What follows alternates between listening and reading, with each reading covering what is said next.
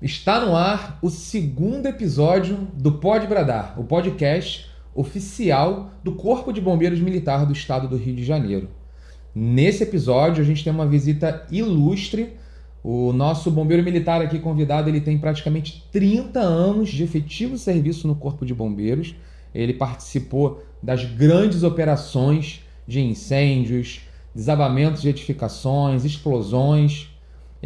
Aqui nós temos também, vamos nesse grande episódio revisitar toda a sua história, relembrar as grandes operações, conversar um pouco sobre a gestão atual e também os projetos que vão impactar os bombeiros militares e também a população do estado do Rio de Janeiro.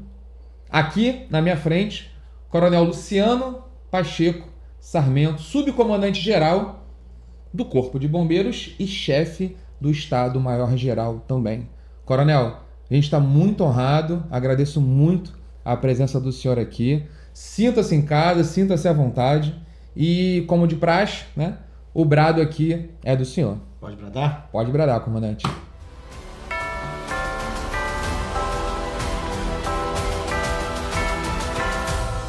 Olá a todos, olá Contreiras, a honra é toda minha participar desse importante projeto no segundo episódio. Gostaria de cumprimentar todos os bombeiros militares que assistem a esse podcast, que já é um sucesso, né? Nós tivemos o primeiro com o nosso comandante, foi um sucesso total. Então eu fico muito feliz de poder participar desse segundo episódio, sendo entrevistado por você aqui. Coronel, vai ser um momento importante, a tropa está ansiosa, né, de conhecer mais profundamente, né, como é essa função, né, de comandar o Corpo de Bombeiros na parte operacional, na gestão de grandes operações, mas a gente quer saber, né, de coisas também, particularidades que vão inspirar, né, os bombeiros e os futuros bombeiros também. Afinal de contas, o senhor é a nossa grande referência operacional. Antes de tudo, né, antes da gente falar um pouco das operações, da história do senhor, a gente quer saber quem é, né, o Coronel Sarmento por trás da farda, né? Quem é esse ser humano? O que o senhor geralmente faz no dia a dia, com os amigos, com família? Como é que é essa rotina do senhor nesse pouco tempo que o senhor tem, né, de folga? Porque a gente fala, né, na função do senhor é 24 horas, não para. Mas o que o senhor faz no dia a dia como pessoa? Bem, Contreiras, como você bem disse, não existe Coronel Sarmento por trás da farda. A farda está comigo 24 horas por dia, 7 dias por semana. A minha vida é ser bombeiro, né? Eu vivo essa profissão integralmente, do momento em que eu acordo, do momento que eu durmo e quase nunca durmo, porque o telefone toca. Mas então a farda nunca sai de mim.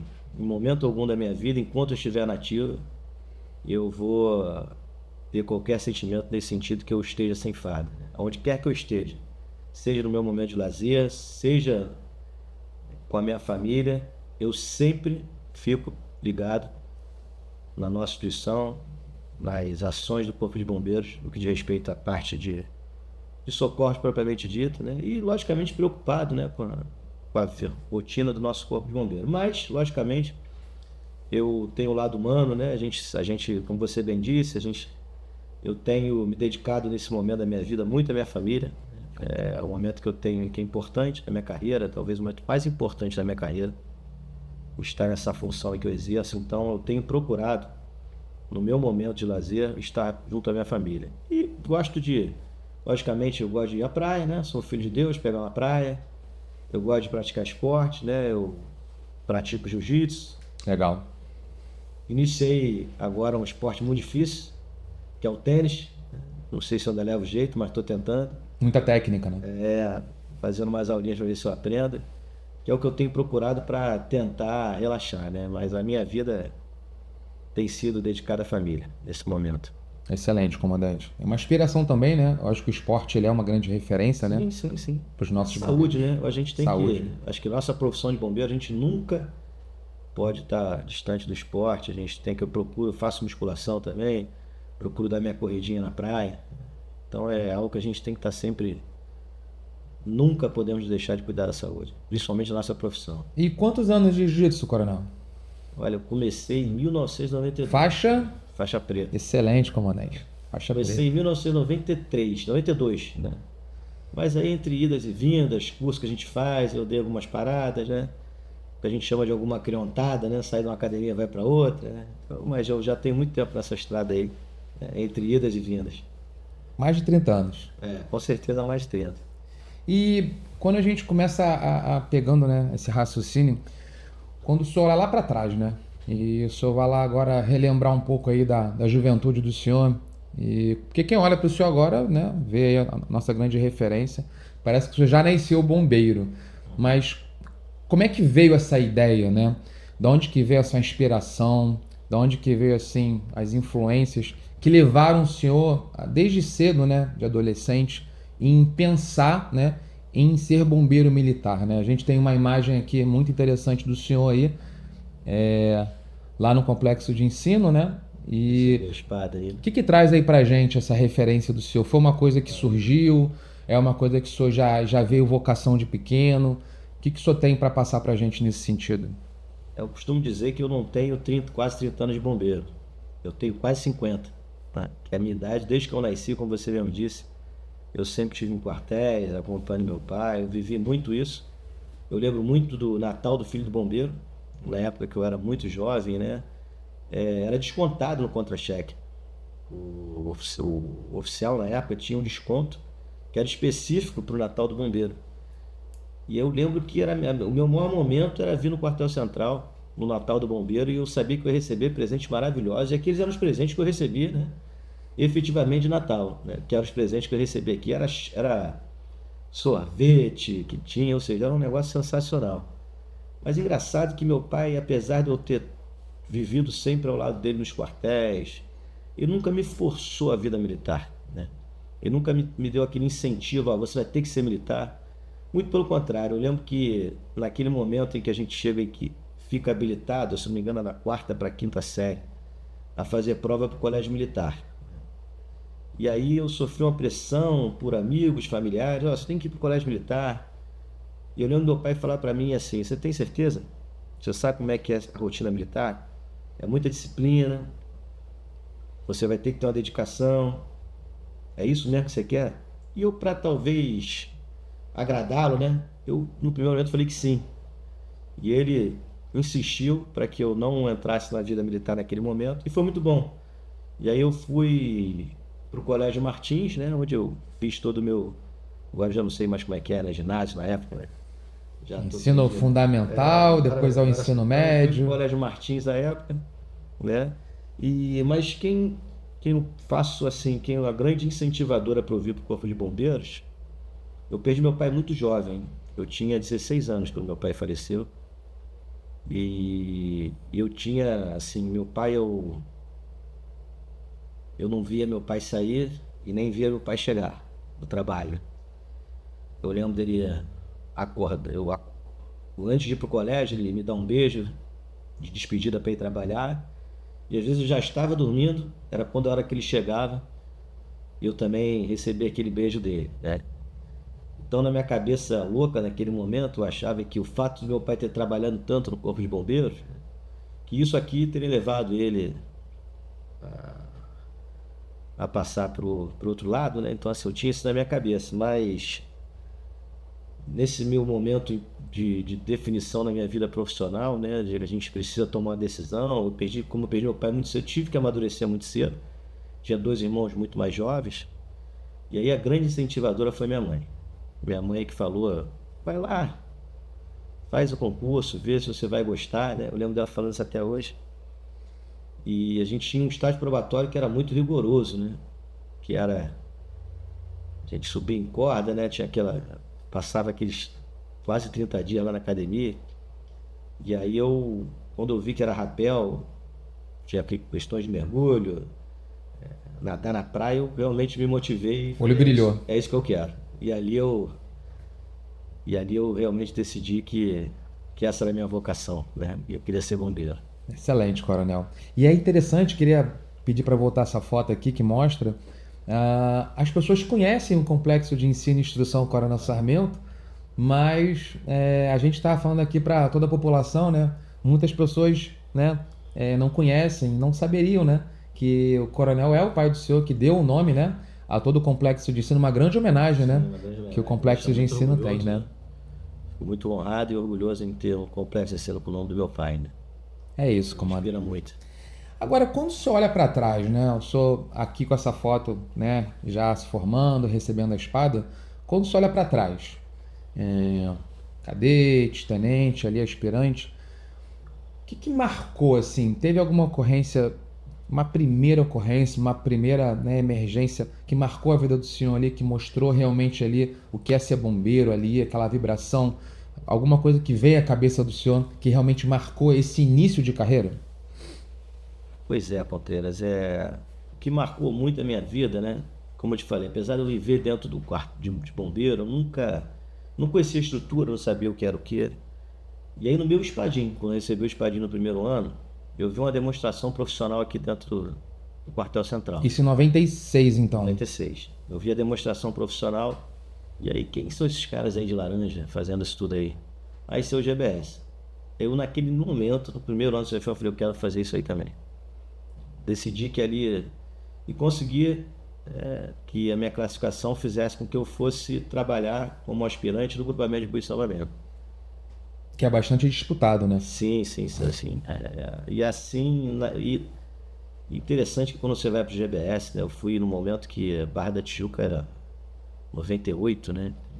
Tinha muito acidente, né? Eu lembro de entrar de serviço, às vezes trocar o serviço no meio da rua, porque estava no meio de uma colisão, né? Então, o que muito me marcou, eu lembro, foi assim, o meu primeiro socorro para vendido, quando você comanda o socorro, aí você está à frente de toda aquela, você é preparado para isso na academia, né? Na escola. Quando você sai responsável por aquele trem de socorro, você olha para trás, você vê todas aquelas viaturas, você dentro de uma viatura F, eu sou o comandante agora. As decisões são minhas. E a primeira saída minha logo foi uma colisão naquela curva da Ayrton Senna embaixo do viaduto, né? Ali no Cebolão, uma pessoa presa às ferragens, na verdade um casal. E eu lembro que falei, agora sou eu com a decisão minha. E é interessante que os bombeiros, né, eles testam. Então olharam para mim e quem diz, e agora? Vamos fazer o quê? Tive muito equilíbrio, muita sabedoria de poder conduzir ali. O GBS tem bombeiros muito experientes, muito profissionais. Então ali me marcou, assim, a minha ida ao GBS marcou muito. Então eu lembro muitas ocorrências que eu participei no início. Ainda como aspirante? Ainda como aspirante. Mas o que marcou a minha vida, assim, a ocorrência que marcou a minha vida foi muito emblemático, né? E foi exatamente essa aqui. Né, que foi o desabamento lá da explosão, a explosão com o desabamento lá na região de Feijó em 2008. Na região do Saara, né? Aqui na região do Saara, no centro do Rio de Janeiro, porque foi exatamente na mesma data, 20 anos após ao meu pai ter participado do desabamento da abolição. E o que mais, assim, esse choro, né, foi um choro de alívio, né, quando eu lembro porque quando nós chegamos, eu não cheguei no primeiro momento, eu era ajudante de ordem do Coronel Pedro, que foi comandante geral, então a ocorrência já estava acontecendo, e aí, devido à magnitude, o Coronel Pedro sempre mandava eu ir para as ocorrências, vai lá e vê o que está acontecendo e me fala. E quando eu fui lá, eu observei alguns oficiais, né, alguns bombeiros, descendo, porque existiam rachaduras realmente que levavam a crer que o prédio ia desabar totalmente, colapsar por completo. Aí eu lembro disso como se fosse ontem, né? Não, vai cair. Eu falei, pô, mas vai cair? Tem pessoas lá em cima? E eu lembro de um grupo de bombeiros aqui do quartel central, assim, e a gente fala que dentro de uma ocorrência a gente tem que ter pessoas de confiança. Quando a gente vai para uma ocorrência, você tem que ter as suas pessoas de confiança que vão estar com você. E aqui no Central você tem, no GBS, Central, algumas cidades, você tem muito isso. Você sabe com quem contar. E eu lembro aqui hoje já está na reserva, né? Mas na época o Sargento Daniel e a guarnição da época de serviço do ABS. Quando me viram naquela situação subindo sozinho, eu era capitão, a gente vai com o senhor. E 4 bombeiros subiram comigo. E aí foi engraçado, né? Porque depois que a gente começa a trabalhar e realmente fazer um resgate, acho que 9 pessoas, se não me engano, ficaram soterradas aí. Todo mundo quer estar ali, né? Falei, aí eu naquele momento, eu era ajudante de ordem, né? Então eu era capitão marrento pra caramba, né? Eu fiz igual o Capitão Nascimento. não vai subir ninguém. Agora sai. Quem vai trabalhar somos só nós. E era uma situação de muito risco, porque era uma área que não era muito grande. Então, eu lembro que nós nos ancorávamos, né, para poder não cair pra fora do prédio. Né? Então, foi uma situação assim de muito desabafo, né, na verdade. De você ver ali naquele momento teus companheiros com receio de trabalhar pela Risco, né? pelo risco que realmente era um risco. O prédio estava todo rachado. E você trabalhar e retirar todas as pessoas ali com vida, né? Então foi muito emocionante. E depois eu fui ver, fazer e vi, era exatamente 20 anos depois. Então foi um misto de emoções ali, né? Então esse evento me marcou minha vida de forma muito emblemática, né? Por tudo isso, né, que aconteceu nessa data. Enfim, a gente não sabe explicar certas coisas, né? Mas aí deve ter alguma explicação muito importante. Sem dúvida, comando. E eu lembro que essa ocorrência marcou, né, a manchete de todos os jornais aqui do estado do Rio. Inclusive tem uma foto, né, que mostra o senhor visitando uma vítima, né, que tá, porque foi uma explosão, né, então tinha muitas queimaduras. Isso. E do lado tem uma foto do pai do senhor visitando também uma vítima em mesma condição. Então realmente é incrível, né, a eventual coincidência, né. Enfim, a gente sabe que tem coisas que só realmente, né, vem de cima essa explicação. Excelente. Bem, quando a gente pensa também, né, em grandes operações, a gente poderia fazer aqui uma lista que eu não ia conseguir enumerar todas que o senhor participou. Na operação e comandando também. Então, a gente pode citar aqui algumas, né, como o desastre da região serrana de 2011, a explosão no Saara em 2008, o desabamento, né, do prédio da Avenida 13 de Maio, né, em 2012, o Musema também em 2019, né. A gente, quando olha para trás, nesses 30 anos de carreira, vê o senhor envolvido ali desde cedo, né, na parte operacional e na gestão também das grandes operações. Agora, quando a gente vê essa operação como um todo, essas operações, que aprendizado, né, que cada operação dessa que o senhor participou, né, que lição, né, que o senhor participou, vestindo o uniforme, vestindo a farda, que aprendizado, né, em questões operacionais e humanas isso trouxe ao senhor?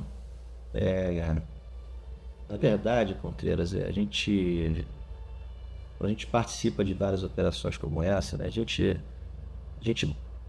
até hoje eu aprendo. A gente nunca para de aprender. Eu costumo dizer o seguinte, como na profissão, como advogado, como médico, como qualquer outra profissão, você precisa estar sempre se especializando. Você precisa estar fazendo um curso na OAB, você precisa fazer algum tipo de especialização, alguma mudança de protocolo. E aqui não é diferente, né? Eu sou de uma época em que, como você falou, eu fui para diversos eventos desses no passado que a gente trabalhou com muita rusticidade, né? E muito pouca técnica. Muita coragem, né? Muita coragem, muita rusticidade, muito pouca técnica e muito pouco equipamento também necessário para aquilo ali. E o Corpo de Bombeiros passou por uma mudança. Eu acho que o desabamento da 13 de maio, né? Eu acho que ali foi 2012, né? 2012. Acho que ali foi o limiar da nossa mudança, da nossa evolução. Ali foi quando nós vimos que realmente, eu lembro até hoje que nós trabalhamos ali com máquinas muito cedo, né? Existia um clamor muito grande para que fosse logo liberada aquela região do centro. E nós entramos com as máquinas muito cedo. E aí tinha um chileno que sentou na mesa o então Coronel Simões, comandante geral, que foi, acho que eu digo, são dois comandos fundamentais aqui que eu cito no Corpo de Bombeiros. O comando que foi a maior revolução operacional no que diz respeito a equipamentos e viaturas foi do Coronel Pedro. O Coronel Pedro, ele revolucionou a nossa instituição, foi a maior aquisição de viaturas aéreas e que mais pegou tragédia, né? Foi a Serrana, as duas Serrana, Bumba, Ilha Grande, enfim. Verdade. E depois uma revolução com o Coronel Simões, foi a revolução técnica, onde ele se preocupou muito com a instrução, com o ensino, com a mudança de paradigma. E quem trouxe de volta o Corpo de Bombeiros para o treino. Ele pegou o Corpo de Bombeiros no momento mais difícil, né? Que era que é aquela revolução que nós passamos. Então ele conseguiu botar o Corpo de Bombeiros no trilho novamente, trazer para dentro de uma normalidade. Mas como eu dizia sobre o desabamento da 13 de maio, sentou um chileno na mesa comigo e com ele, com o Coronel Simões, lá no gabinete, e naquele momento o chileno todos pediu para que fosse recebido, né?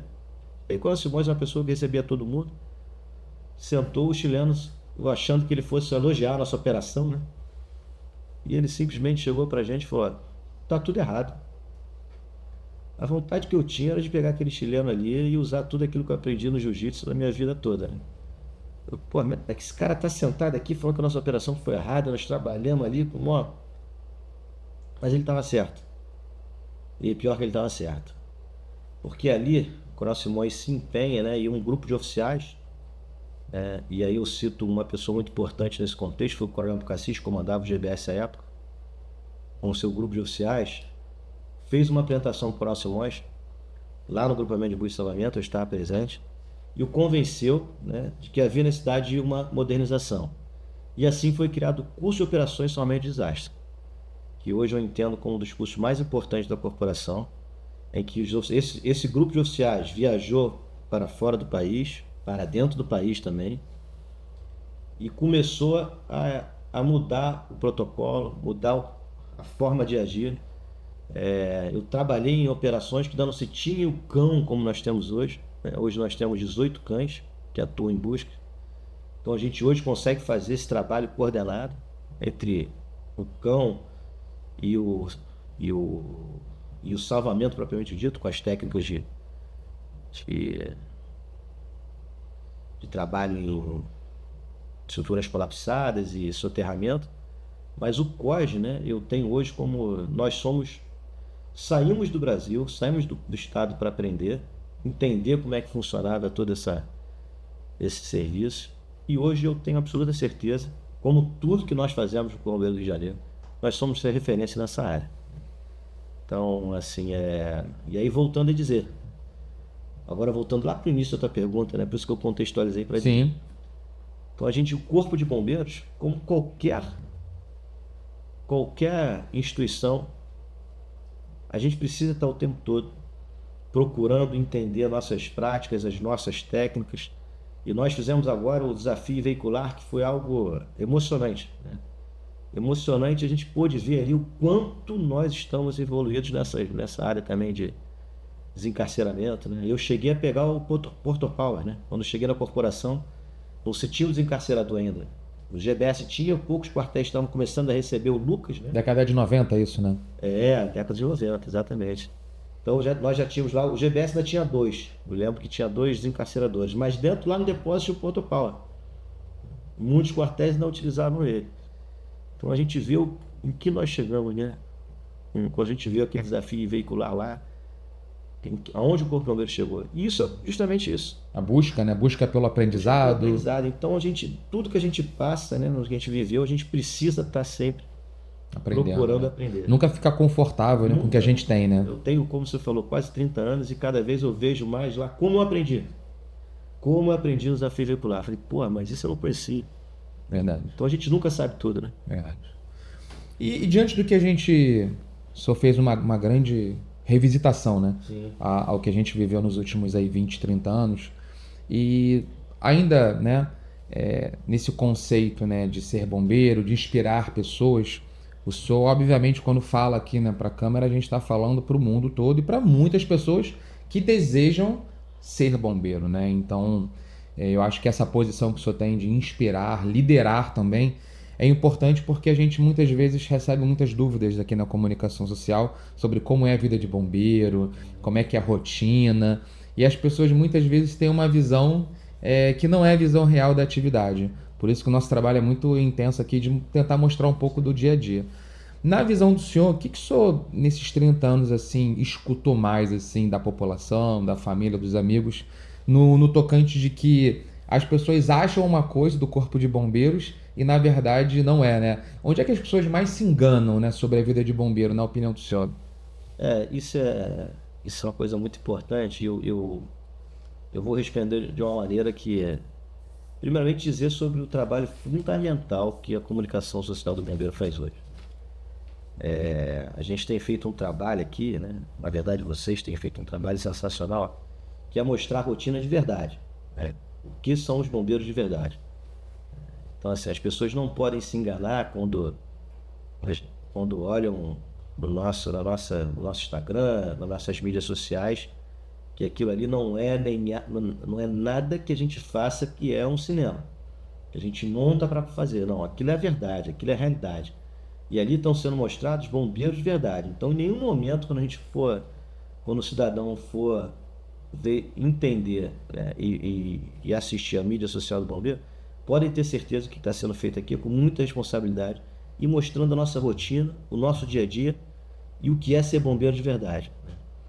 E aí, nesse momento difícil que nós vivemos hoje, né, de mídia social e rede social, né, eu chamo muita atenção, né, e assim, porque a gente vive um momento, né, que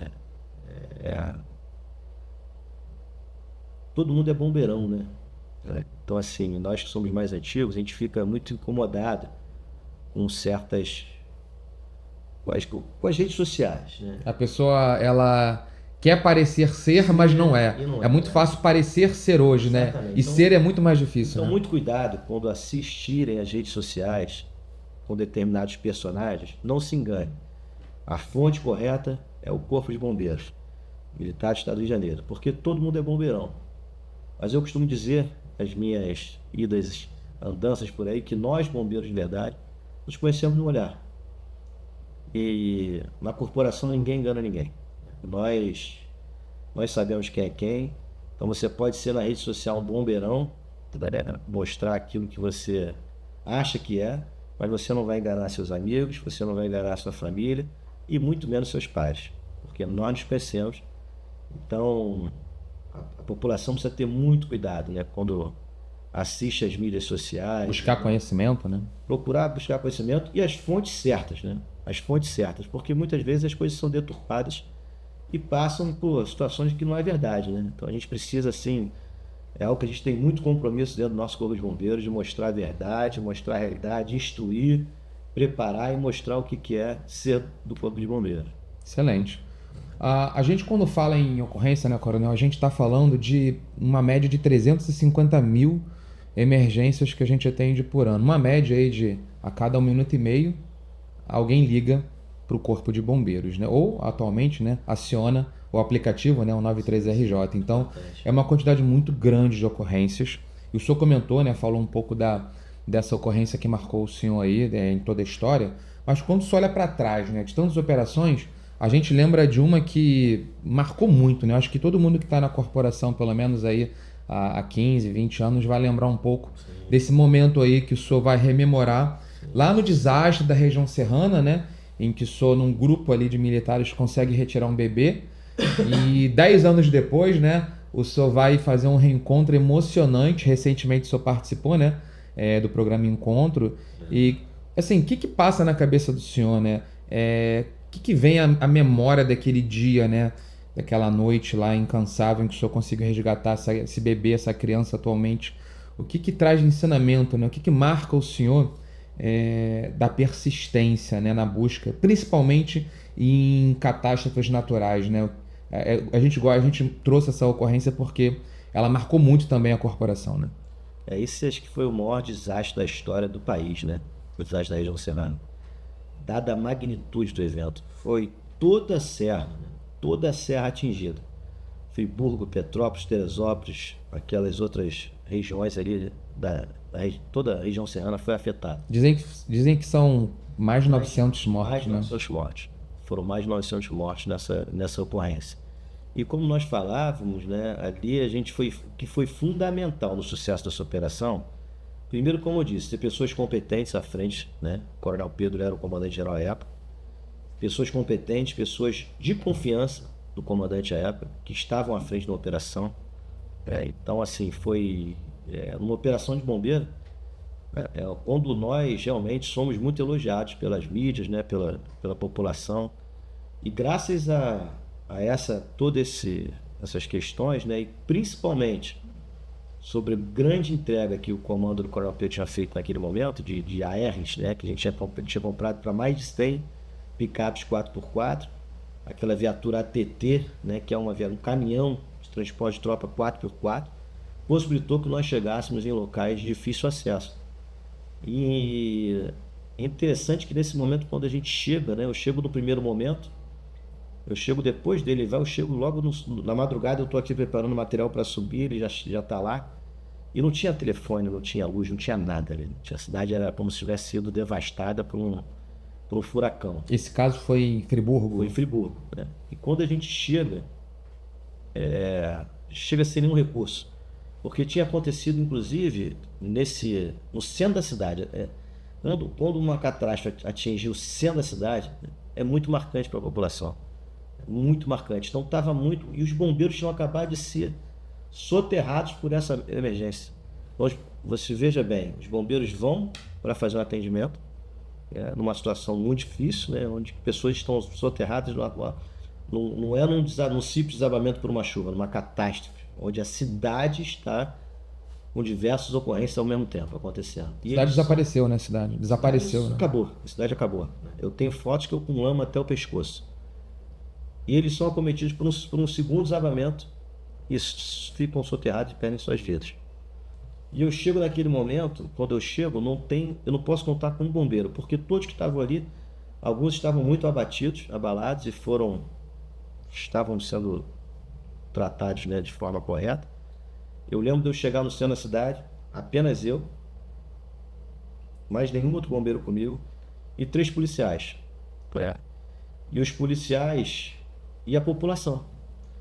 Só que a população com seus entes ali embaixo da terra, numa situação de muito risco. Tinha um prédio aqui, chovia ainda, e eu pensava, meu Deus, se isso aqui desabar, vai todo mundo.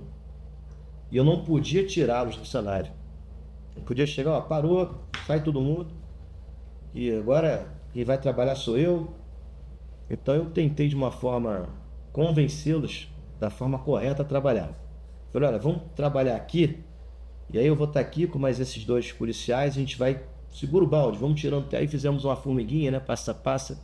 E eu fui convencendo eles, né, de naquele momento me auxiliarem da forma correta, sem colocá-los em risco, porque é uma situação total de risco ali. Então trabalhamos de forma equilibrada, né, tirando ali, isso durante toda a madrugada. E ainda não se tinha chegado socorro. Eu lembro que chegamos a retirar 2 corpos, aí 2 ou 3, eu não lembro, que eu apago da minha mente, né? Uma forma que eu consegui fazer de me preservar, eu esqueço as operações. Mas nós tiramos algumas pessoas ainda ali, eu com os policiais, e logo ao amanhecer o GBS chega. O GBS chega para a sua equipe, com o comandante era o Coronel Loureiro, e aí é dividido 2 equipes, né? Então, na verdade, o GBS ele já vai para aquela área central, só que era como se fosse um V. Tinha tido os desabamentos para cá e para cá onde estavam os bombeiros. E o Coronel Santana, né, que é uma pessoa muito importante, foi muito importante para o Corpo de Bombeiros, né, uma pessoa que é uma das minhas referências do salvamento. São as pessoas que têm o meu respeito e foi fundamental também naquela operação. Ele vai sozinho para o outro lado, onde estavam os bombeiros. Eu lembro que está ele e um cara com uma máquina, bêbado inclusive, ia para frente, para trás. Eu falei, meu Deus. Aí eu fui para lá para ajudar ele. Eu falei, vou ficar ali com a Santana para trabalhar ali, para cuidar dos bombeiros. E chegaram os outros bombeiros também. E aí de repente eu escuto um miado. Eu falei, tem um gato aqui, para aí. Fala com o cara da máquina lá, que era da prefeitura, tem um gato aqui. E aí eu chego lá, quando eu chego o gato, não era um gato. Era o choro de uma criança. E aí começa. Isso ainda é na parte da manhã. Nós passamos ali o dia inteiro, até quase, se não me engano, 9 horas da noite, nós fomos resgatar essa criança. E aos pouquinhos a gente ia trabalhando, eu via com a lanterna e o pai dele estava vindo. Depois, no segundo momento que eu escuto a voz do pai, e a gente começa a se comunicar. Então a gente vai trabalhando, eu com a lanterna, tá vendo faixa de luz? E aí a gente ia trabalhando. E aí, enfim, os bombeiros estavam ali para resgatar essa família. E o pai estava com a criança no colo. E próximo a ele, a sua esposa, já entre os móveis ali, já era vítima fatal, e a sua sogra também. ambos ali naquela condição, na condição muito difícil, vendo, e com essa criança no colo. E à noite, quando nós tiramos, isso foi uma emoção. Nós, quando eu digo nós, a nossa equipe que estava ali trabalhando, né, foi uma emoção muito grande, né, de fazer esse resgate, esse salvamento para a gente. Foi, acho que, algo que talvez tenha sido o salvamento mais importante da minha vida. Isso aí é algo que eu nunca vou esquecer, tá marcado. A gente vê hoje aí ele. Sorriso, né? O agradecimento, sorriso, né? Seu filho aí, né? Mas marcou muito a minha vida. É legal ter essa gratidão, não tem preço, né? Esse reconhecimento, né? Criança saudável aí com 10 anos de idade, né? É ver que a gente consegue fazer diferença no meio das pessoas, né? Isso aí é sensacional. O senhor, né, é conhecido pela vivência nas ruas, né? Até mesmo ainda agora como subcomandante geral, a gente encontra o senhor em toda a grande operação, o senhor faz questão de estar lá presente e a gente faz muita associação, né? Da liderança servidora, né? O senhor também está lá dando exemplo e a gente sabe que o exemplo ele arrasta. Diante disso, o que passa na cabeça do senhor quando está comandando uma operação numa situação em que vidas estão, né, em risco e decisões tomadas podem ali significar a diferença entre a vida e a morte, né, de uma equipe e das vítimas, né? O que é importante passar na cabeça de um comandante? A gente está aqui com muitos comandantes jovens vendo a gente, futuros comandantes. O que passa na cabeça de um comandante para ele salvaguardar, né, essas vidas e a segurança da própria equipe, né? Na verdade, a gente precisa tomar a decisão certa. Quando a gente vai para muitos eventos como esse, né, a gente tem que saber primeiro entender o cenário, respeitar os bombeiros que estão ali. A gente não pode chegar, ainda que quando a gente chega numa função como nós, né, o comandante, vou usar como comandante de uma unidade, ao chegar num cenário como esse, ele precisa respeitar a operação. Ele não pode chegar por mais que existam alguns erros a serem consertados, ele não pode chegar em momento algum com uma operação em andamento e falar: para tudo, quero a viatura aqui, ali, desfaz e vamos fazer do meu jeito. Em momento algum ele pode fazer isso. Eu acho que ao longo da operação você vai consertando, vai acertando e vai colocando o jeito certo com muita sabedoria. E principalmente não tomar a decisão rápida, e sim a decisão certa. Vou dar um exemplo aqui, alguns exemplos da minha vida, que a gente procurou tomar a decisão certa pela condição que se tinha ali e numa decisão técnica, e mais rápida possível. Bem, eu lembro do acidente de um avião em Rio Bonito, de uma empresa TEAM, T-E-A-M, com funcionários da Petrobras que vinham de Macaé. O avião se chocou com um cume, e aí o Coronel Pedro era o comandante do JOCG, do Equipamento Operacional do Comando Geral, o Coronel Santana era o subsecretário, e o comandante geral à época era o Coronel De Carvalho, que determina que o Coronel Santana vá à frente, que era o subsecretário, determina que vá à frente dessa operação. E aí ele convoca o Coronel Pedro e que me convoca, e vamos nós. Ele foi um momento de muito aprendizado, né? E quando nós chegamos ao local, né, que já tinha equipes especialistas do Corpo de Bombeiros, com todas as suas estratégias, montando lá aqueles cenários, enfim, para cá, para lá, e nós vamos seguir esse caminho, mas não se tinha ainda notícia nenhuma de onde poderia ter acontecido o acidente. A gente estava lá no local, sabia que realmente já tinha toda a informação dos órgãos de aviação que o avião já havia sumido, né? Que provavelmente estaria naquela região, mas aonde? De que forma? Então, por mais que tivessem decisões técnicas a serem tomadas, né, uma pessoa foi fundamental ali. Chegou um matuto, né, um sozinho, mastigando um capinzinho, descalço, estava chovendo, tempo muito ruim, e só olhando a operação. Tô olhando todas as decisões. E aí, Morador da área. Morador da região. Né? E aí eu lembro do Coronel Santana, nós chegávamos perto dele. Tudo bem? O senhor viu o acidente? Eu acho que houve um barulho lá pra cima, sim. Então o senhor sabe onde é? Sei. E aí a gente abriu mão de toda aquela estratégia Estrutura. montada, aquela estrutura fenomenal, e fomos seguindo aquele senhorzinho que era morador e conhecia a região. E ele descalço, todos nós com coturnos, EPI, capacete, tem tudo aquilo que nos protegesse, ele descalço no mato, fomos atrás dele, e quando chegou próximo a gente já foi sentindo o cheiro de querosene de aviação, né? Aquele cheiro de... E nos colocou exatamente onde tinha acontecido. Então, ou seja, aquele cidadão, né, aquela decisão certa a ser tomada, foi fundamental para que nós chegássemos no local. A mesma coisa foi para um desabamento também em Niterói, comunidade Boa Esperança, eu acho que 2018. Teve um desabamento em Boa Esperança.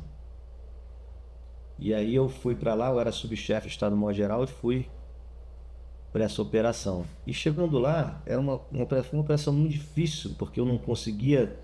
Tinha muitas pessoas trabalhando. Muitas agências também externas. Eu não conseguia ter o apoio da polícia e nem da guarda municipal local para fazer um isolamento adequado. Então eu tive que trabalhar com as pessoas ali, da mesma estratégia que eu usei lá na Serra, de forma mais... usando as pessoas. Mas o que foi mais importante na minha tomada de decisão foi quando chega um agente de saúde que, sem a mínima...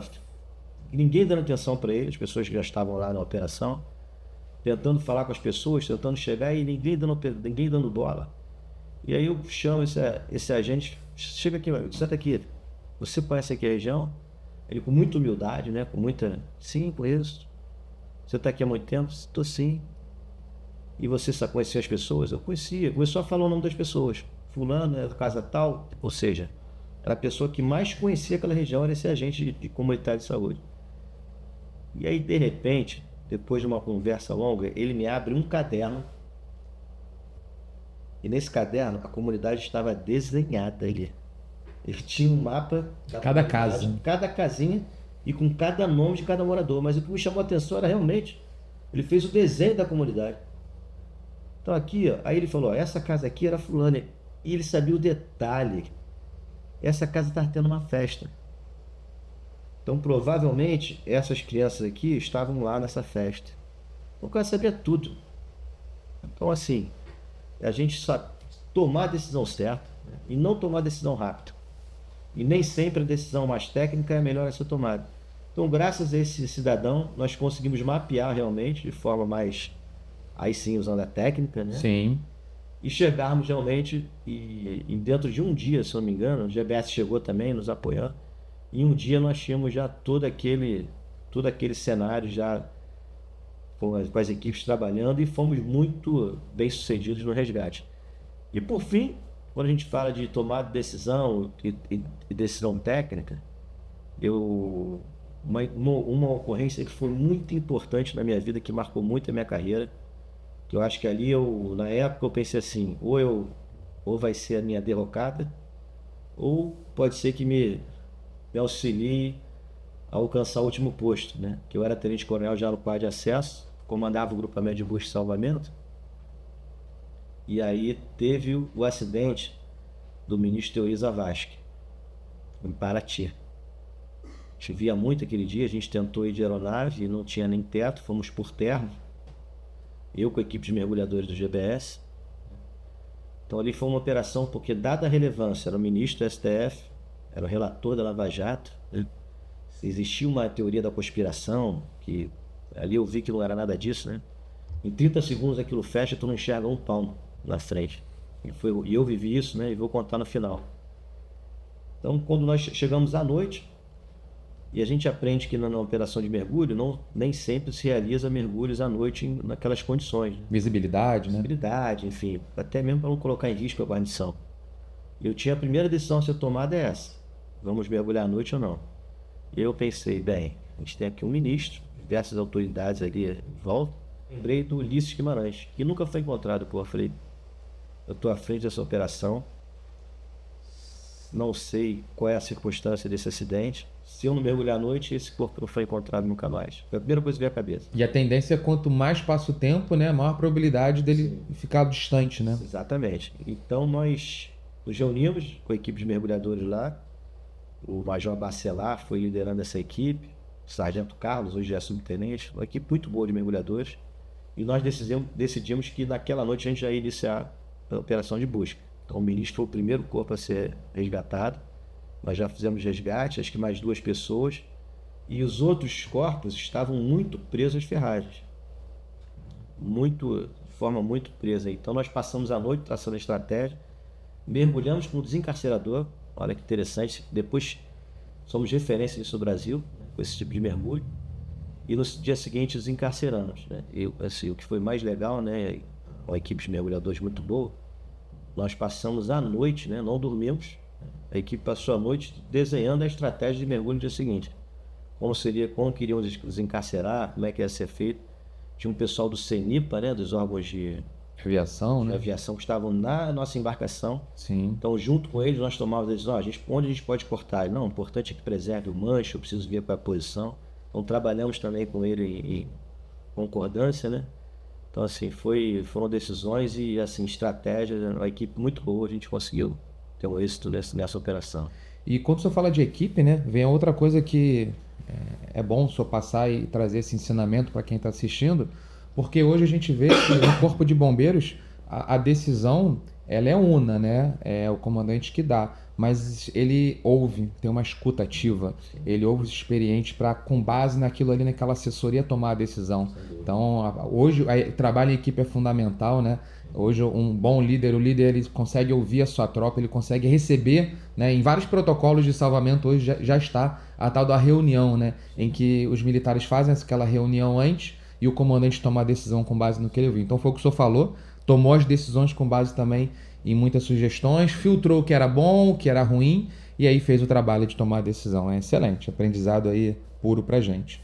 Agora, o senhor falou de risco, né? Muita chuva, às vezes coloca a equipe em risco muitas vezes, né? Sempre muito sensível nessa decisão do líder de tomar a decisão para não botar a própria equipe em risco. O senhor já pessoalmente, né?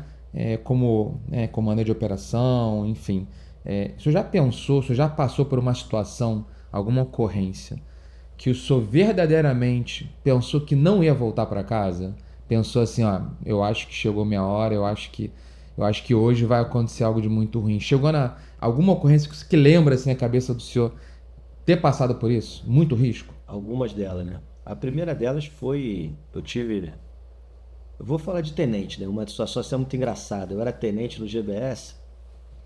Essa foi engraçada, mas realmente eu me senti num risco.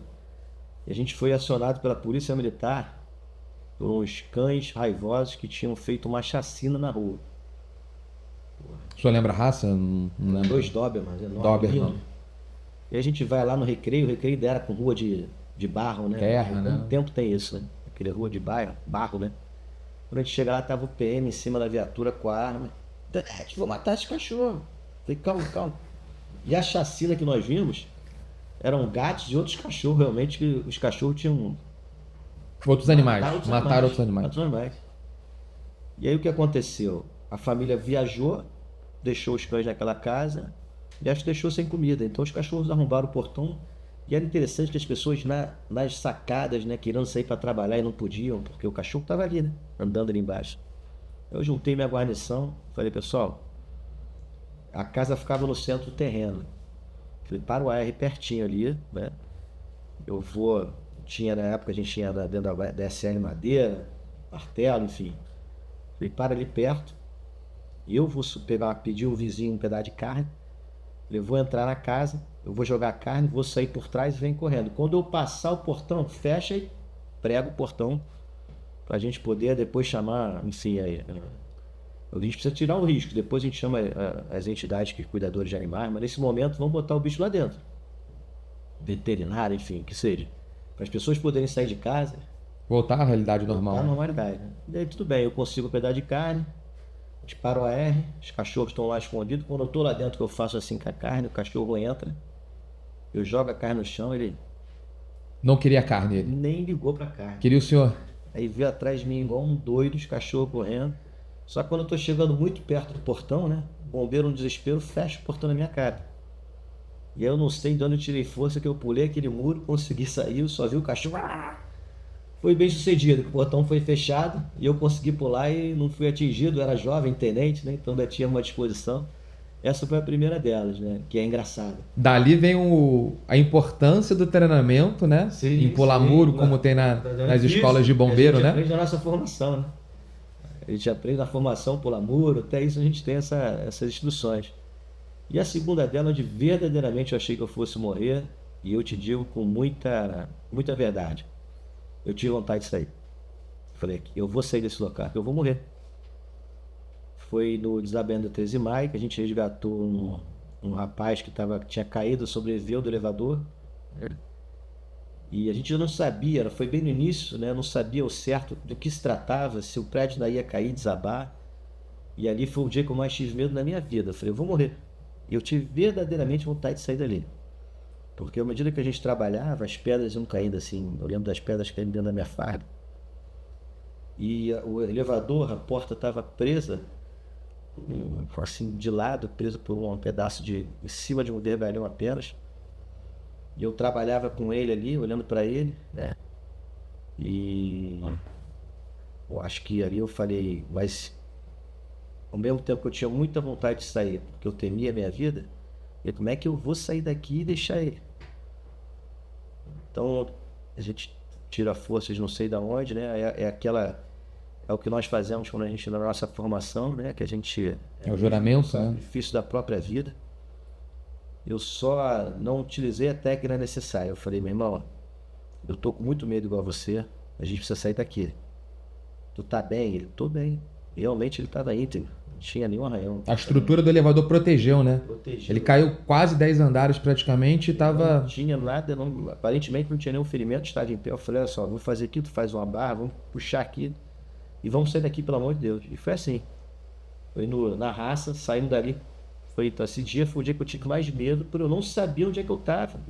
Nós fomos entrando ali por dentro, naquela condição de muita dificuldade, tudo, escombros, né? E o prédio que acabou de cair, vai cair de novo. Eu vou ficar preso aqui dentro junto com ele. Esse foi um momento que eu tive muito medo, né? Entre outras operações, assim, eu posso dizer que o gato tem 7 vidas, né? Eu não sou um gato, mas acho que eu já perdi umas 5. Eu tive no incêndio do velódromo, na Barra da Tijuca, eu comandava o grupamento de busca e salvamento. E estava de noite, escuro, né? E eu andava por cima daquilo ali, que a gente não conhece como é que é aquela... O telhado, né? A lona que fica ali em volta, né? E eu andava por uma parte, né? De repente eu pisei numa área que era de telhado, que na verdade era um acrílico. Então quando eu pisei naquele telhado, eu estava lá em cima, né? Quando eu pisei nesse acrílico, eu caí exatamente numa escada de metal. Caí uns 2 metros, tive um ferimento no supercílio e nas costas, uma dor muito forte. Então assim, capacete, né, me machucou. Se eu caio 50 centímetros para um lado ou para o outro, talvez caísse todo aquele vão livre até lá embaixo. Dezenas de metros de altura. Dezenas de metros, né, mãe? Então eu caí exatamente naquele vão livre. E aí, todo mundo preocupado comigo, né, naquele momento, aquela vibração, cheio de dor, né? Já com costa assim, não, quando acabar eu vou pro hospital. Não, vou pro hospital, não, tô bem. Quando acabar eu vou. E de manhã, então, eu entrei na ambulância e fui lá pro Lourenço Jorge. E eu tenho muito medo de tomar ponto, injeção, ninguém me deu ponto, tava com uma falei, deixa dele que tá, não quero tomar ponto nenhum. E seguiu assim. E segui assim. Mas e o outro também, acho que é muito interessante, né? Foi no Morro dos Prazeres, eu vi 2 situações difíceis, né? Foi na mesma época da situação do Bumba, que também é uma situação de risco. O Bumba a gente trabalhava quando chegou lá e tinha os órgãos ambientais que iam medindo, né, a rachadura lá em cima. E a cada momento eles diziam que ia cair, que aquilo tudo ia descolar e ia descer mais terra. E eu lembro de falar, bem, tudo bem. E aí, mas a gente não vai trabalhar? As pessoas vão continuar soterradas? É uma condição de risco, né? A gente sabia que a qualquer momento poderia ter esse descolamento, né, que a rachadura ia aumentando. A gente não pode sair dali, a gente precisa trabalhar. A gente tem que resgatar as vidas que estão ali. No Bumba. E antes do Bumba, naquela grande tragédia do Bumba, as chuvas começam numa segunda-feira, onde tem um desabamento muito forte no Morro dos Prazeres. E ali, num dado momento, ali, a gente trabalhando sob forte chuva, com pessoas soterradas, tinha uma família soterrada, e acontece um segundo soterramento, a exemplo de Friburgo. E desce aquela avalanche de lama com pedra, com terra, e foi um desespero, bombeiro para cada lado. E nesse desabamento eu só pulei pro lado, outros para lá, e um bombeiro, inclusive, teve a perna fraturada nesse segundo desabamento. Então, assim, toda operação de bombeiro envolve risco. Né? Toda operação no incêndio, a gente tem que entrar para combater. No desabamento, tem o risco de... A nossa profissão é uma profissão de risco. Nossa profissão é uma profissão de risco. A gente vive... Quando a gente diz que pode bradar e a gente vai para uma ocorrência, a gente sabe que... Tá ciente, né, do que pode... A gente... Em todo momento, a nossa vida está em risco. Mas, graças a Deus, eu consegui, ao longo dessa minha vida, passar por diversas situações perigosas e estamos continuando por aí. O senhor já está produzindo o livro? Porque é tanta história que isso aí dá certamente num livro. Eu já pensei e gostaria muito, só que eu já fui na psicóloga, né, sobre isso, né, porque eu tinha muita dificuldade, né, de lidar com algumas situações. E todas essas situações que eu conto, seria legal se eu contasse qual foi a técnica, de que forma que eu usei, mas sabe que eu não lembro de absolutamente nada. É a proteção, né? Proteção da saúde mental também. Você fez um bloqueio. É verdade. Então eu saio de uma operação como se não tivesse acontecido nada. Missão cumprida, olha pra frente. E não lembro de... No dia seguinte, caramba, mas eu tirei... Jamapará, teve um desabamento. Eu lembro que nós tiramos uma família do Fusca. Também foi algo que também chamou muita atenção. Um desastre que teve na região de Jamapará, perto de Carmo, perto ali de Minas. E nós tiramos uma... Isso é muito marcante, porque eu lembro de eu efetivamente atuar ali com técnicas que eu não lembro. Eu não lembro qual foi a técnica que eu utilizei para tirar aquelas pessoas, ou seja, não lembro a cara de ninguém, não lembro. É muita ocorrência, muita ocorrência. Eu bloqueei. Então não tenho, acho que esse livro vai ficar prejudicado porque eu não vou saber contar a história. Mas a gente vai esperar ansiosamente por esse livro aí, porque o livro, né, a história inspira e ensina e inspira também, né? É sempre bom. Bem, fica a sugestão aí pro senhor, esse pedido aí da tropa. Comando, mudando aqui, né, entrando num bloco mais aqui pro final, e um dos blocos, né, que eu vejo mais importante, né, pro anseio da nossa tropa e também da população, né? Hoje o senhor consegue ter uma visão muito ampla da corporação, o senhor consegue ver muito a corporação bem de cima, todas as necessidades, da ponta, né, da parte técnica, da parte tática, da parte estratégica. Diante dessa visão que o senhor tem hoje, né, como é que o senhor enxerga aí o maior desafio, né, dessa gestão atual, dessa gestão que o senhor está aí no comando junto com o Coronel Tarciso, com o Coronel Lauro na subsecretaria? Qual é o maior desafio que os senhores têm assim hoje na corporação? Contreras, eu diria que o maior desafio é nos mantermos no patamar em que se encontra o nosso Corpo de Bombeiros hoje. O Corpo de Bombeiros do Rio de Janeiro é uma referência do Brasil. A gente viaja no Brasil e vê isso. A gente viaja o mundo e hoje nos impressiona quando nós verificamos tudo que a gente vê lá. A gente tem aqui, já foi tempo da gente viajar, eu lembro que em viagens, eu fui na Interschutz em 2009 e eu olhava cada coisa que para mim parecia que eu estava na Disneylândia vendo coisa nova. E hoje nos impressiona nas nossas viagens internacionais. Eu estive em Indianápolis ano passado e vi que tudo que tem lá nós temos aqui, né? E a única coisa que nós precisamos preparar é deixar a corporação, né, no patamar que nós chegamos, né? Nós temos a sorte de ter um comandante-geral, que é o Coronel Tarciso, que é uma pessoa que tem uma visão estratégica muito importante. Então ele tem uma preocupação que é cuidar das pessoas, mas cuidar no sentido, ele fala, quando a gente fala cuidar das pessoas é da família do bombeiro Itamar, não. Né? Ele tem um projeto que é o Bombeiro 100%, que é colocarmos instalações de bombeiro em todos os municípios, né? Aqueles municípios que nós não temos, que são atendidos pelo Corpo de Bombeiros, nós atendemos integralmente o Estado, mas com isso nós diminuímos o tempo de resposta. Então ele fez um projeto, nós já licitamos, que são plano A e plano B. Plano A seria um trailer, um motorhome, que é um quartel, tem tudo que um quartel tem ali dentro, e uma viatura multimissão, que ela é 3 em 1, ela é salvamento, incêndio e ambulância. uma equipe muito enxuta, e com isso a gente conseguiria diminuir o tempo de resposta, ou seja, estar mais próximo do local da ocorrência. Então veja você, por exemplo, nós acabamos de inaugurar um quartel em Farol de São Tomé, que é na região de Campos, dentro do município de Campos. Certo. Que nós já temos um quartel de bombeiro lá dentro, na região de Campos. Só que do local onde está o nosso quartel até essa região, leva mais de 50 minutos. Porque você passa por uma estrada com mais de 60 quebra-molas. Então, veja você, sair de Campos, demorar 50 minutos para fazer um atendimento, voltar para aquilo, quanto tempo nós temos uma área desguarnecida. Então, esse projeto é um projeto muito importante que vai reduzir o tempo de resposta? Reduzir muito o tempo de resposta. A gente vai ter um atendimento muito mais eficaz, né? Mas principalmente, Montes, assim, acho que o comandante Tarcísio tem procurado é resgatar, né? Resgatar a nossa cultura, né? Hoje é o Coronel Tarcísio, amanhã é o Coronel Jajá, enfim. O Corpo de Bombeiro não pertence ao Coronel Tarcísio, não pertence ao Coronel Sarmento, não pertence ao Coronel Alboto. O Corpo de Bombeiros ele vai para 170 anos. A gente precisa respeitar a história. A gente precisa respeitar as pessoas que aqui passaram. Eu lembro que quando eu comandava o GBS,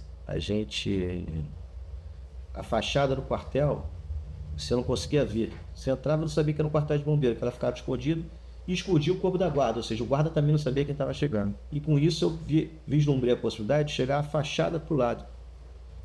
E assim, quando você passa hoje na Torcela, você vê a fachada do quartel. É verdade. Né?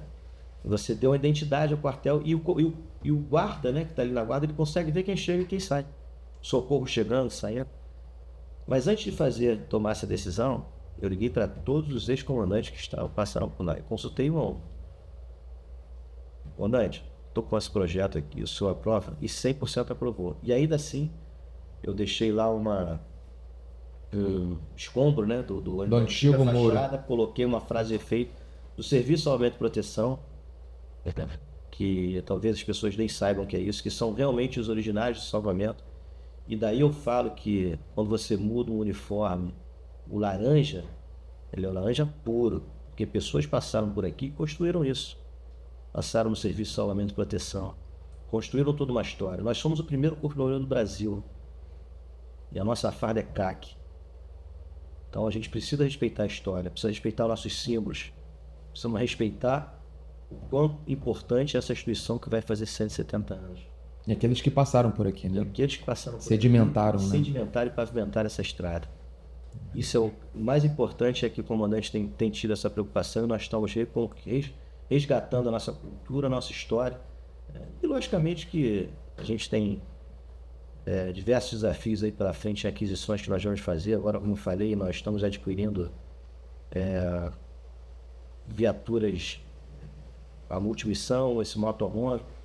Nós acabamos de licitar na última quarta-feira o que é mais importante para a corporação, que é a viatura 4x4 do tipo Auto Rápido, que é um carro que numa condição de desastre, ela nos coloca em qualquer condição. É o carro que vai chegar realmente. Fundamental. A gente precisa de busca e salvamento leve, que é uma viatura de salvamento que vai para 70% das nossas ocorrências. Ruas mais estreitas, né? Comunidades. Onde um caminhão grande não consegue entrar, né? Só chega ele. A gente vai para certas comunidades, né? A gente só chega com esse carro. E 70% das ocorrências são atingidas com ele. Então dói meu coração passar pela Barra da Tijuca, Avenida das Américas. Eu vi um ABS, um ABT, cada um de 2,5 milhões, parado para atender uma queda de moto. Eu acho que com uma ambulância e um ABSL leve, em cada quartel nós... Isso é como você falou, isso é gestão. É utilizar o recurso de forma correta. Né? A gente precisa ter viaturas como nós temos hoje? Sim, precisamos muito. Mas nós precisamos fazer a gestão do recurso que nós vamos utilizar. Porque custa caro. Então a gente não pode botar um carro de 2,5 milhões na rua para qualquer tipo de ocorrência. Esse carro tem que sair sim quando for necessário. A gente precisa ter recursos um pouco menores, carros com recursos menores, mas que vão atender 60% das atividades de bombeiro. Para quando nós colocarmos um socorro de 5 milhões na rua, né, a gente sabe ter fazer a gestão adequada das nossas operações. Então acho que isso é um grande desafio. O comandante tem como eu falei, se preocupa muito, né, em ter um lema de cuidar de quem cuida. Estamos fazendo uma revolução no hospital. O nosso hospital está sendo 100% reformado, né? Então acho que vai, no que diz respeito à saúde, a gente vai deixar uma população em que as pessoas vão realmente terem o melhor plano de saúde possível, né? Já tem ali a UTEA, que é onde nós cuidamos das pessoas com neuropatia e autismo, né? Então é um equipamento muito importante que foi deixado. Acho que esse é o nosso desafio, melhorar cada vez mais a vida das pessoas, né? E manter o Corpo de Bombeiro no seu mais alto patamar, que é onde o comandante tem colocado. Esse é o nosso desafio. E dentro todas essas entregas, né, algumas presentes, algumas que vão, né, chegar nos próximos meses, a gente aqui na comunicação social atende muito a demanda da imprensa. A população em geral ficou muito curiosa com a criação do grupo, né, de operações especiais, e acho importante esse espaço, porque eu sei que é uma criação pessoal, né, que o senhor aí se envolveu com uma equipe que o senhor designou, mas é um impacto na hora, impacto real, presente já na vida da população do estado, né? O que o Goesp, né, traz ali de vantagem para quem está assistindo a gente, né? Que é um cidadão aqui do estado do Rio. Que tipo de melhoria no atendimento ele vai ter? E eu acho que o que a gente vai deixar de legado é um grupo, como eu volto lá no início, quando a gente fala sobre pessoas de confiança. O Goesp são pessoas de confiança, que a gente pode confiar que o comandante tem pessoas de confiança muito bem capacitadas. Que passaram por um processo seletivo, né? Provas, avaliação de títulos. Avaliação de título e exame físico, para que eles pudessem compor essa equipe. E eu acho que a ideia agora é nós ampliarmos esse projeto, né? Nós criarmos outras células no interior do estado, com essas equipes, e principalmente uma equipe de pronta resposta. Num desastre, seja ele no território do Rio de Janeiro, ou no território nacional, ou até mesmo internacional, nós temos 120 militares pronta resposta para enviar. Eles ficam nos quartéis, 24 horas para atender ocorrências de grande vulto. Eles pertencem aos quartéis dele, eles não foram retirados dos seus quartéis. Alguns pertencem ao quartel do Grupamento de Policiamento, Macaé, Gesfama, enfim, eles estão nos quartéis dele. Na folga, eles trabalham sob regime adicional de serviço e compõem essa guarnição. E hoje nós temos 2 Goesp, né? 2 equipes. Uma no quartel central, outra no GBS, no Grupamento de Busca e Salvamento. E como eu disse, a tendência é nós ampliarmos, né? Essas equipes. O que está dando certo, né? Está dando muito certo. Então, essa é a ideia. Quando a gente olha para a gestão, e é legal, né? É uma dúvida que a gente recebe muito. A função, né, do subcomandante-geral, né, e a função do chefe do Estado-Maior-Geral, ela, por muitos, né, que estão na corporação há menos tempo, muitos não conseguem desassociar, acham que é a mesma coisa. E a gente bem sabe que são funções ali bem diferentes. E hoje essas 2 funções são acumuladas, né, e comandadas aí pelo senhor. Queria que o senhor passasse um pouquinho, né, para quem está assistindo a gente, sobre qual é a diferença, né, de ser subcomandante-geral e a diferença de ser chefe do Estado-Maior, né? Que tipo de ações que o senhor faz no dia a dia ali para que o senhor consiga realmente atuar nessas 2 frentes? Como você bem disse, são 2 funções diferentes, né? O chefe do Estado-Maior-Geral, ele tem a função de assessorar o comandante-geral, de respeito ao planejamento, né, a supervisão, a coordenação, o controle, através de suas BMs, que nós chamamos, que é a BM1, que é a que cuida de pessoal, e hoje vai muito além, tudo que roda na corporação, da parte de concursos, enfim, toda a parte administrativa, né, que precisa de um parecer, passa pela BM1. É o órgão pensante, né? Pensa à frente, né? Exatamente. Inovação. Sim. Então, esses órgãos de assessoramento do Estado-Maior-Geral, a BM2 é que faz a parte de inteligência, a BM3 operação e instrução, a BM4 logística, a BM5 a parte de serviços técnicos, a BM6 saúde e BM7 odontologia. Então todas essas BMs servem para assessorar ao chefe do Estado-Maior-Geral no sentido de nós planejarmos a corporação. Então essa é a função do chefe do Estado-Maior-Geral. Diferente do subcomandante-geral, que interage com os comandos de área, com as diretorias, trabalhando no dia a dia, nas operações propriamente ditas, nas decisões a serem tomadas no dia a dia com relação às diretorias, ou seja, normas, Fiscalização dos instruções do GBMs, comando né? geral. Exatamente. Então, essa é a função do comando geral. E o Estado Maior Geral tem muito mais uma função de planejamento.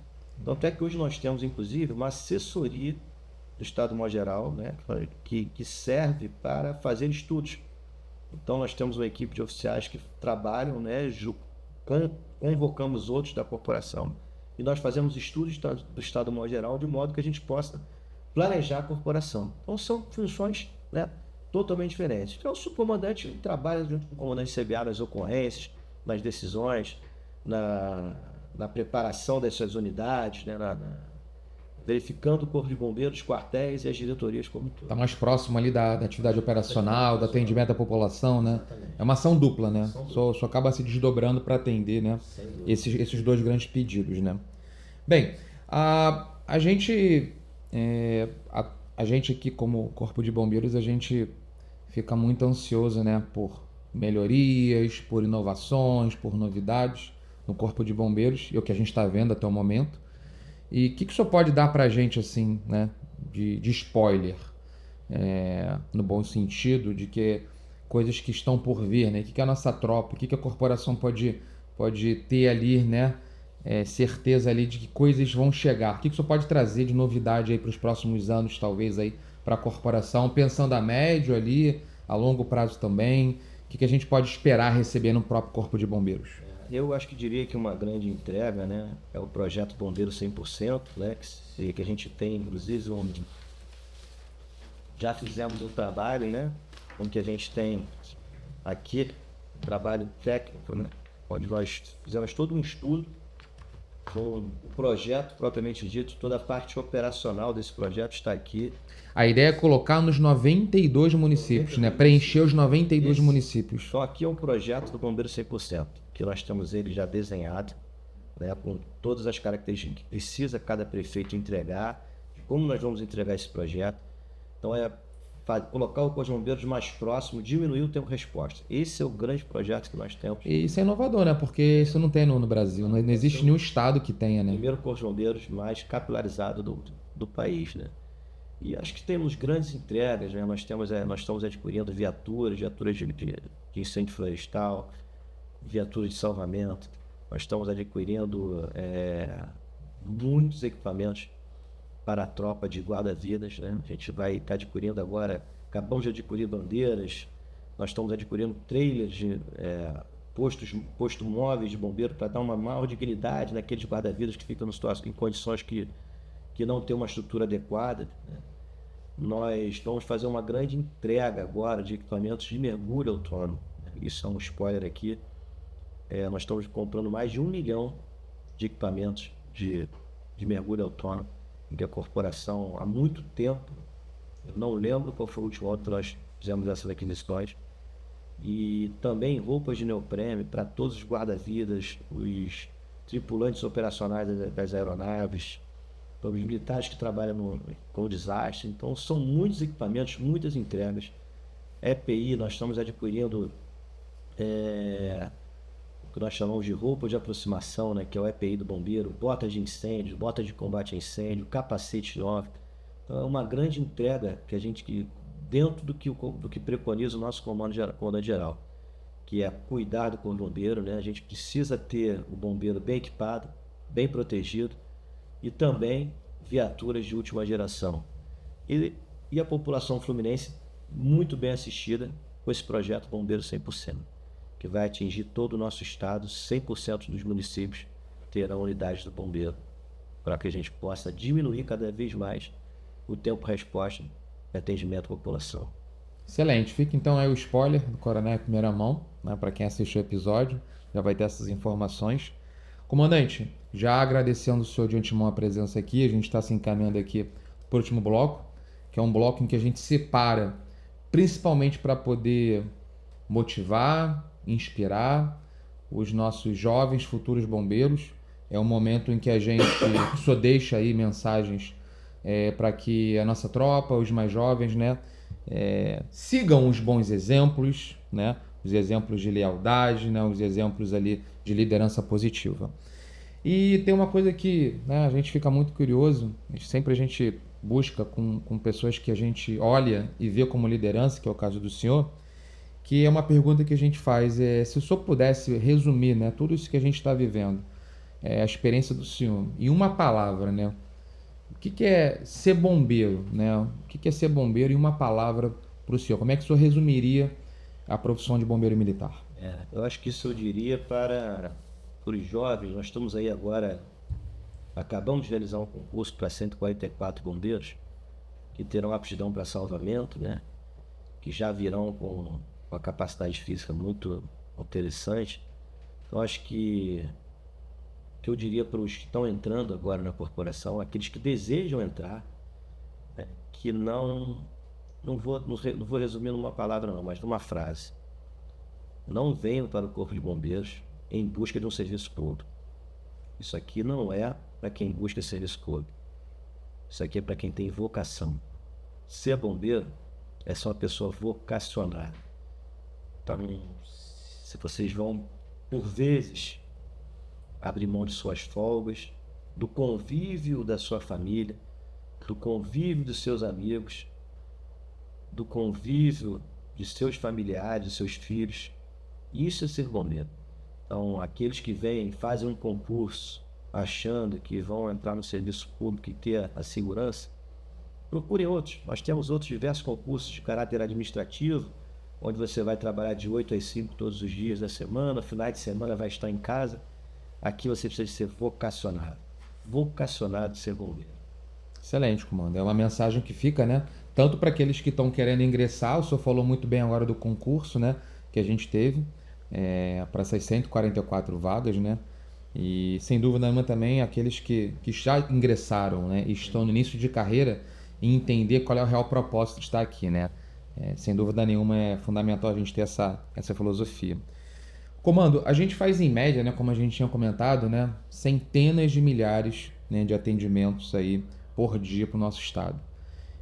Que mensagem, né, que o senhor, como o grande, né, coordenador, né, o grande líder da parte operacional da corporação, pode deixar para a nossa população que tanto precisa, né? São quase chegando a 500 mil de atendimentos. Que mensagem que o senhor deixa para a sociedade que está assistindo aqui a gente agora como Corpo de Bombeiros?